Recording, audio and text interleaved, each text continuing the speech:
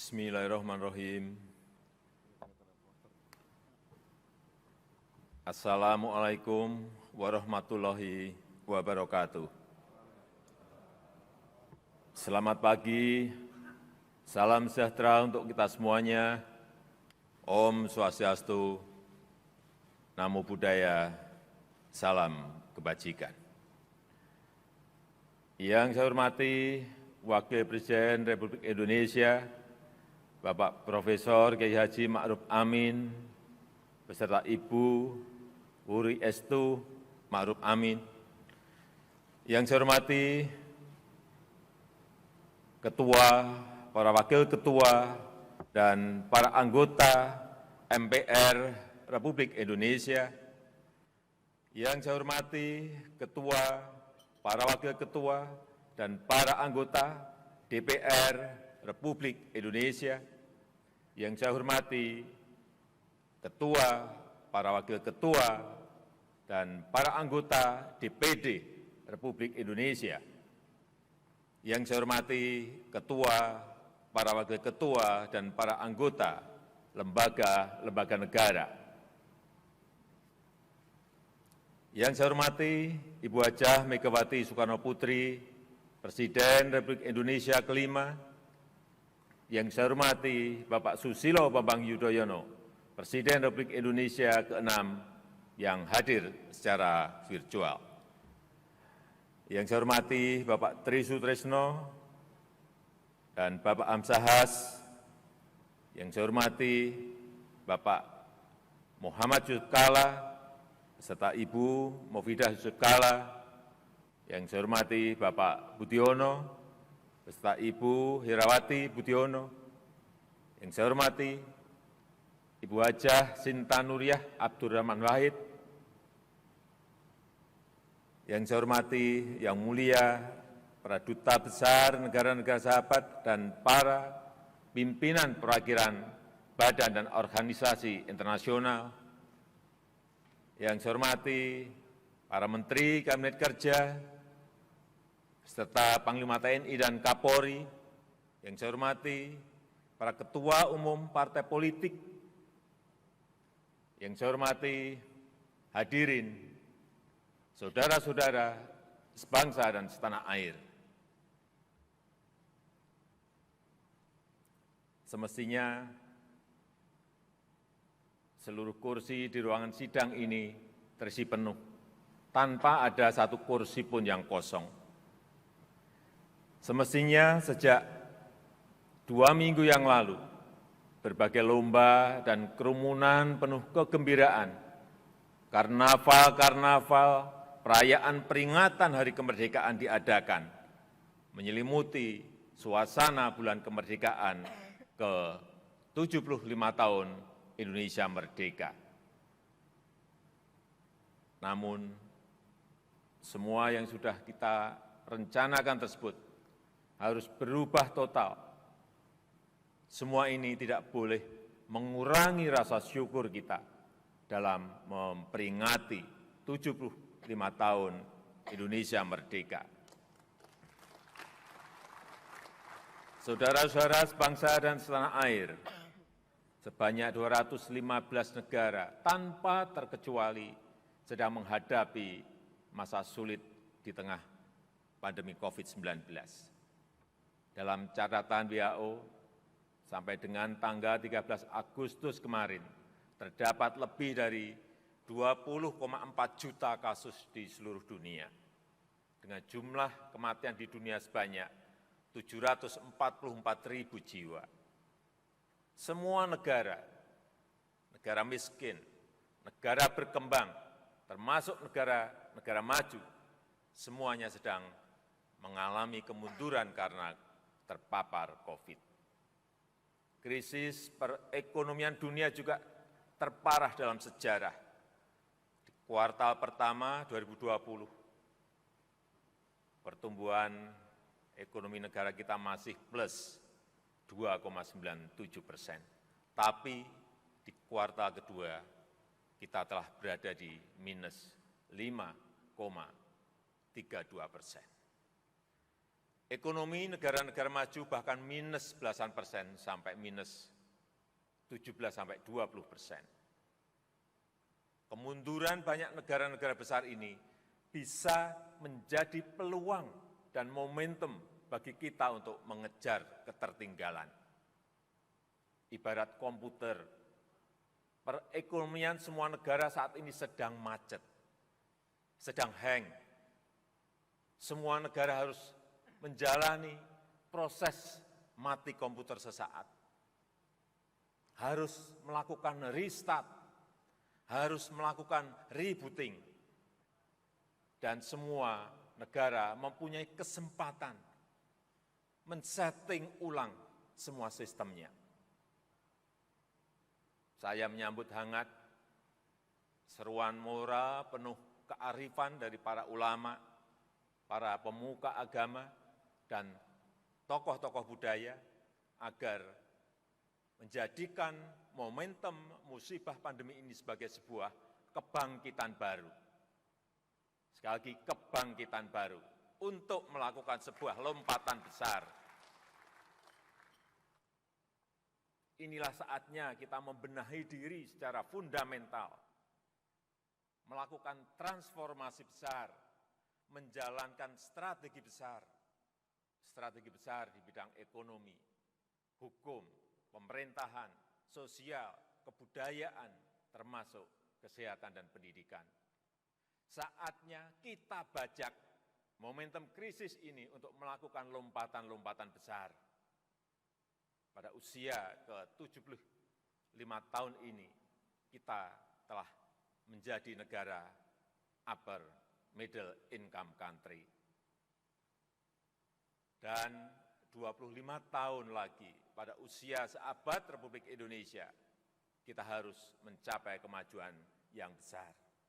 Menjadikan Indonesia negara maju. Saudara-saudara sebangsa dan setanah air, kita harus melakukan reformasi fundamental dalam cara bekerja. Kesiapsiagaan dan kecepatan kita diuji. Kita harus mengevakuasi warga negara Indonesia dari wilayah pandemi COVID di Tiongkok. Kita harus menyiapkan rumah sakit, rumah isolasi, obat-obatan, alat kesehatan, dan mendisiplinkan protokol kesehatan. Semuanya harus dilakukan secara cepat, dalam waktu yang sangat singkat. Ketika krisis kesehatan tersebut berdampak pada perekonomian nasional, kita juga harus cepat bergerak, memberikan bantuan sosial bagi masyarakat, melalui bantuan sembako, bansos tunai, subsidi dan diskon tarif listrik, BLT desa, dan subsidi gaji, membantu UMKM untuk memperoleh restrukturisasi kredit, memperoleh banpres produktif berupa bantuan modal darurat, dan membantu pembelian produk-produk mereka. Membantu tenaga kerja yang menjadi korban PHK, antara lain melalui bantuan sosial dan program Kartu Prakerja. Sesuatu yang tidak mudah, Untuk itu semua, pemerintah cepat melakukan perubahan rumusan program, menyesuaikan program kerja dengan situasi terkini, melakukan realokasi anggaran dalam waktu singkat, menerbitkan Perpu nomor 1 tahun 2020 yang kemudian disetujui oleh DPR menjadi Undang-Undang nomor 2 tahun 2020. Terima kasih para anggota DPR atas kerja cepatnya. Mensinergikan BI, OJK, dan LPS dalam rangka juga untuk memulihkan perekonomian nasional. Krisis ini telah memaksa kita untuk menggeser channel cara kerja kita dari cara-cara normal menjadi cara-cara ekstra normal, dari cara-cara kerja biasa menjadi cara-cara kerja luar biasa, dari prosedur panjang dan berbelit menjadi smart shortcut, dari orientasi prosedur menjadi orientasi hasil. Pola pikir dan etos kerja kita juga harus berubah. Fleksibilitas, kecepatan, ketepatan sangat dibutuhkan. Efisiensi, kolaborasi, dan penggunaan teknologi harus diprioritaskan. Kedisiplinan nasional dan produktivitas nasional juga harus ditingkatkan. Jangan sia-siakan pelajaran yang diberikan oleh krisis. Jangan biarkan krisis membuahkan kemunduran. Justru momentum krisis ini harus kita bajak untuk melakukan lompatan kemajuan. Saudara-saudara sebangsa dan setanah air, perjuangan untuk menghambat penyebaran COVID-19, mengobati yang sakit, dan mencegah kematian sudah luar biasa kita lakukan. Atas nama rakyat, bangsa, dan negara, saya menyampaikan terima kasih dan penghargaan setinggi-tingginya kepada para dokter, perawat, serta seluruh petugas di rumah sakit, di laboratorium, di klinik-klinik kesehatan, dan di rumah isolasi. Kepada tokoh masyarakat, para relawan, awak media, aparat TNI dan Polri, para ASN di pusat dan di daerah. Dengan peristiwa pandemi ini, maka reformasi fundamental di sektor kesehatan juga harus kita percepat. Orientasi pada pencegahan penyakit dan pola hidup sehat harus diutamakan. Penguatan kapasitas SDM, pengembangan rumah sakit dan balai kesehatan, serta industri obat dan alat kesehatan harus diprioritaskan. Ketahanan dan kapasitas pelayanan kesehatan harus kita tingkatkan secara besar-besaran. Demikian pula halnya dengan ketahanan pangan, dengan menjamin kelancaran rantai pasokan makanan dari hulu produksi sampai hilir distribusi ke seluruh wilayah negeri. Efisiensi produksi pangan, peningkatan nilai tambah bagi petani, penguatan koperasi, dan metode korporasi petani akan terus ditingkatkan. Food estate, lumbung pangan sedang dibangun untuk memperkuat cadangan pangan nasional. Bukan hanya di hulu, tetapi juga bergerak di hilir produk pangan industri. Bukan lagi menggunakan cara-cara manual, tetapi teknologi modern dan pemanfaatan kecanggihan digital. Bukan hanya untuk pasar domestik, tetapi juga untuk pasar internasional. Saat ini sedang dikembangkan food estate di Provinsi Kalimantan Tengah dan Provinsi Sumatera Utara. Dan akan dilakukan kemudian di beberapa daerah yang lain, yang merupakan sinergi antara pemerintah, pelaku swasta, dan masyarakat sebagai pemilik lahan maupun sebagai tenaga kerja.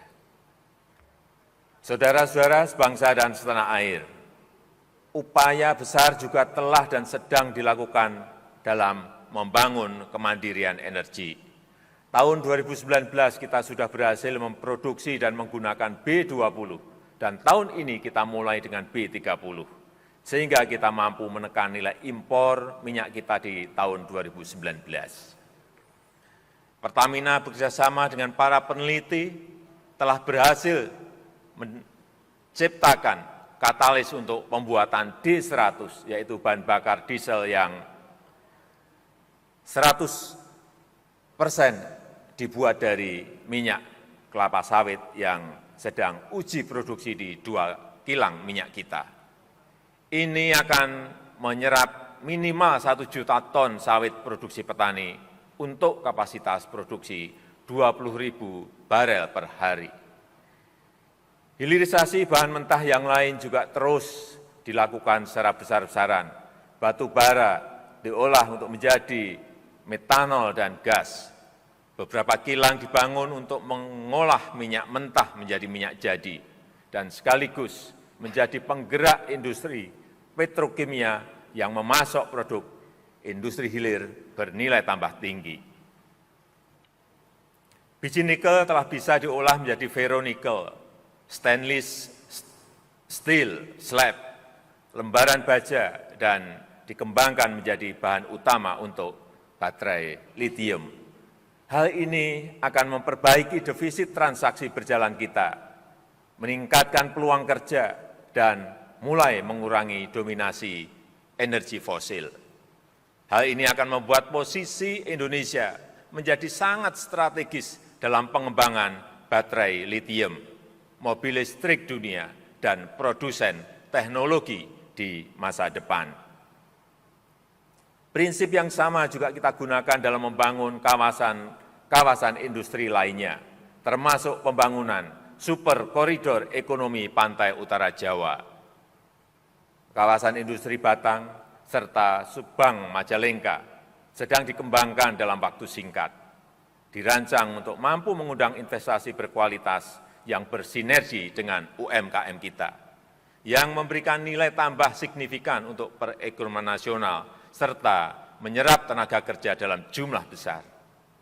Kawasan industri serupa juga akan dibangun di berbagai daerah di seluruh Indonesia, yang selalu bersinergi dengan kewirausahaan masyarakat dan UMKM, untuk menyediakan kesempatan kerja bagi generasi muda yang belum bekerja, dan meningkatkan pemerataan pembangunan di seluruh pelosok negeri. Oleh karena itu, ekosistem nasional yang kondusif bagi perluasan kesempatan kerja yang berkualitas harus kita bangun. Penataan regulasi harus kita lakukan. Regulasi yang tumpang tindih, yang merumitkan, yang menjebak semua pihak dalam risiko harus kita sudahi. Semua ini kita dedikasikan untuk perekonomian nasional yang adil, untuk kepentingan yang sudah bekerja, untuk kepentingan yang sedang mencari kerja, untuk mengentaskan kemiskinan, dengan menyediakan kesempatan kerja yang berkualitas seluas-luasnya. Kita ingin semua harus bekerja, kita ingin semua sejahtera. Saudara-saudara sebangsa dan setanah air, ekosistem nasional yang produktif dan inovatif tidak mungkin tumbuh tanpa ekosistem hukum, politik, kebudayaan, dan pendidikan yang kondusif. Fleksibilitas yang tinggi dan birokrasi yang sederhana tidak bisa dipertukarkan dengan kepastian hukum, anti korupsi, dan demokrasi. Semua kebijakan harus mengedepankan ramah lingkungan dan perlindungan HAM. Kecepatan dan ketepatan tidak bisa dipertukarkan dengan kecerobohan dan kesewenang-wenangan. Pemerintah tidak pernah main-main dengan upaya pemberantasan korupsi. Upaya pencegahan harus ditingkatkan melalui tata kelola yang sederhana, transparan, dan efisien, dan hukum harus ditegakkan tanpa pandang bulu.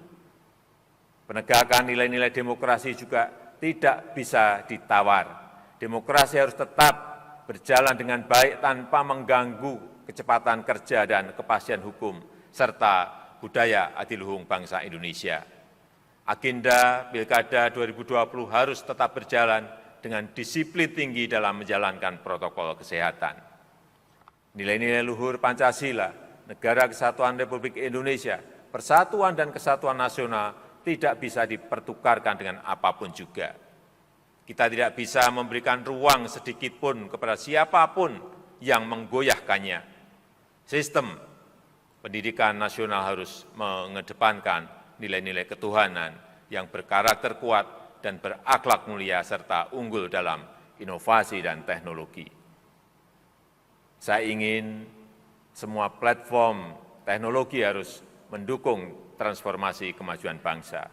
Peran media digital yang saat ini sangat besar harus diarahkan untuk membangun nilai-nilai kemanusiaan dan kebangsaan.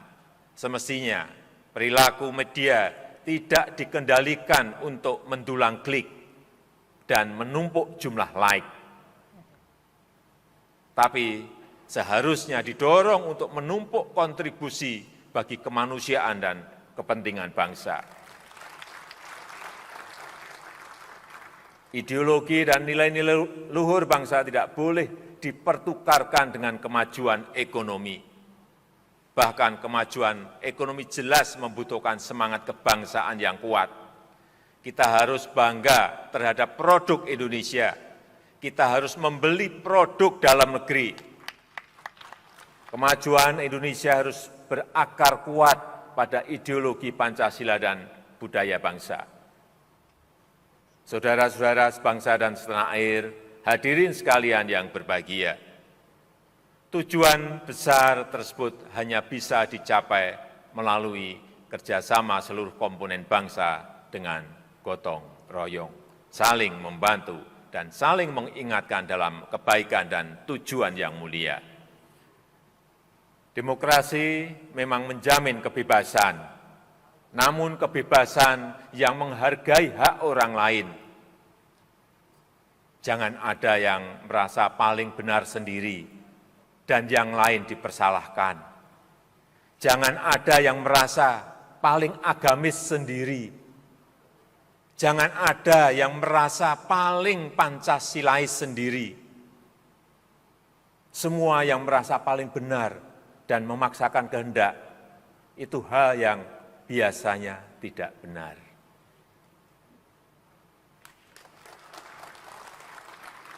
Kita beruntung bahwa mayoritas rakyat Indonesia dari Sabang sampai Merauke, dari Miangas sampai Pulau Rote, menjunjung tinggi kebersamaan dan persatuan, penuh toleransi dan saling peduli, sehingga masa-masa sulit sekarang ini bisa kita lalui dan kita tangani secara baik. Kita beruntung dan berterima kasih atas dukungan dan kerja cepat dari pimpinan dan anggota lembaga-lembaga negara yang melakukan langkah-langkah extraordinary dalam mendukung penanganan krisis dan membajak momentum krisis untuk menjalankan strategi-strategi besar bangsa.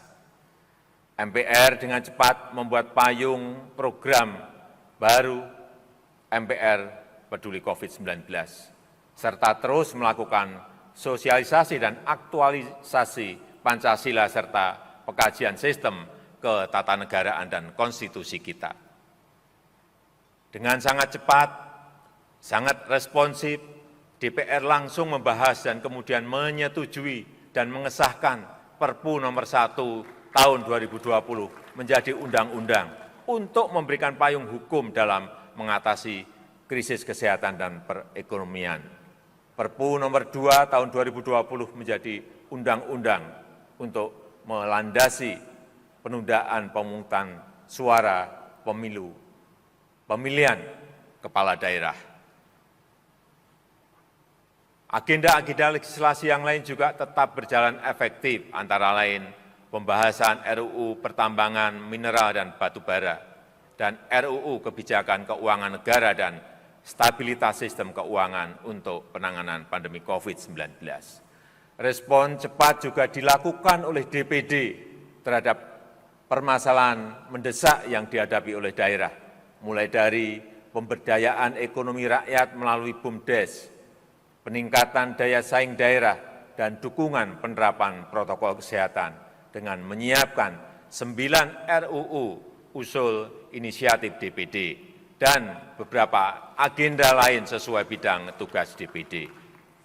Saudara-saudara sebangsa dan setanah air, di tengah berbagai kesulitan teknis selama pandemi, BPK secara cepat dan cermat telah memeriksa dan menyampaikan 1.180 laporan hasil pemeriksaan 2019, memberikan 36.000 rekomendasi kepada pemerintah, dan memerintahkan penyetoran ke kas negara senilai 1,39 triliun rupiah.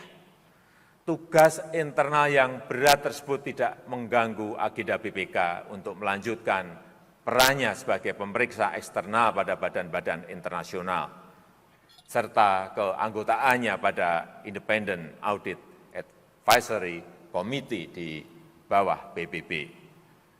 Demikian pula halnya dengan Mahkamah Agung yang menjamin kecepatan pelayanan persidangan di era pandemi, penyediaan layanan persidangan virtual dengan menggunakan aplikasi e-court dan e-litigasi telah mempercepat persidangan di luar persidangan terbuka dan tatap muka, guna terus memperluas akses bagi para pencari keadilan. MA terus menambah layanan pos bantuan hukum dan memodernisasi manajemen perkara melalui layanan pengadilan elektronik. Hal ini membuat MA berhasil memangkas tunggakan sisa perkara secara signifikan. Keberhasilan MA tersebut juga berkat dukungan dari Komisi Yudisial secara sesuai dengan kewenangannya. Pengusulan calon hakim agung, calon hakim ad hoc tipikor, dan calon hakim ad hoc hubungan industrial tetap berjalan lancar. Demikian pula halnya dengan pelaksanaan program peningkatan kapasitas hakim, pemantauan persidangan, investigasi dan advokasi hakim. Sepanjang tahun 2019 hingga Juni 2020, KY telah menangani 1.584 laporan masyarakat dan merekomendasikan 225 penjatuhan sanksi. Kecepatan dan kecermatan Mahkamah Konstitusi juga sangat patut kita apresiasi. MK juga terus memperbaiki tata kelola dan meningkatkan pemanfaatan layanan elektronik guna melayani masyarakat dalam mencari keadilan. MK telah berhasil mempercepat jangka waktu penyelesaian perkara pengujian undang-undang dari waktu penyelesaian 101 hari kerja per perkara di 2017 menjadi rata-rata 59 hari kerja per perkara. Sepanjang tahun 2019 hingga awal 2020, MK telah menyelesaikan 122 perkara pengujian undang-undang. Pada saat yang sama, perluasan kerja sama di dalam maupun di luar negeri pun terus ditingkatkan. MK aktif menginisiasi dan mengkoordinir berbagai kegiatan di tingkat regional maupun di tingkat global, agar sistem hukum kita dijadikan rujukan bagi negara-negara demokrasi di berbagai penjuru dunia. Saudara-saudara sebangsa dan setanah air, masih banyak langkah-langkah besar yang harus kita lakukan. Masih tersedia waktu 25 tahun lagi bagi kita untuk menyiapkan seabad Indonesia merdeka, untuk membangun Indonesia yang kita cita-citakan. Target kita saat ini bukan hanya lepas dari pandemi, bukan hanya keluar dari krisis. Langkah kita adalah melakukan lompatan besar, memanfaatkan momentum krisis yang saat ini sedang terjadi. Krisis memberikan momentum bagi kita untuk mengejar ketertinggalan, untuk melakukan lompatan transformasi besar dengan melaksanakan strategi besar. Mari kita pecahkan masalah fundamental yang kita hadapi. Kita lakukan lompatan besar untuk kemajuan yang signifikan. Kita harus bajak momentum krisis ini.